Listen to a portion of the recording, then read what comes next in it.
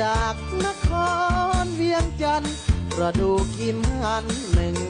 1984ปีนั้นน้ำนองเต็มคลองสองฝั่งวารีหายเหือน้อยข้ามนาทีเสียงซีบีไปถึงฝั่งไทยหมดตัวร้อนจอนผ้าผ่อนติดตัวเพียงพื้นน้ำตาตกในต้องกลืนเขามอบตัวสูญเสียงใหม่สิบเลขกมจากเจ้าหน้าที่ฝั่งไทยเพื่อมอบส่งตัวให้ไปเป็นคนลี้ภัยให้ทางยูเอ็น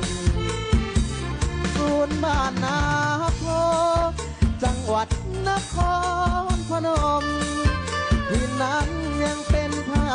พคมต้องติดตาบ่เหมือนวายเว้นคนลาวหลายหมื่นเผชิญกับความยากเข็นลำบากทุกข์ยาก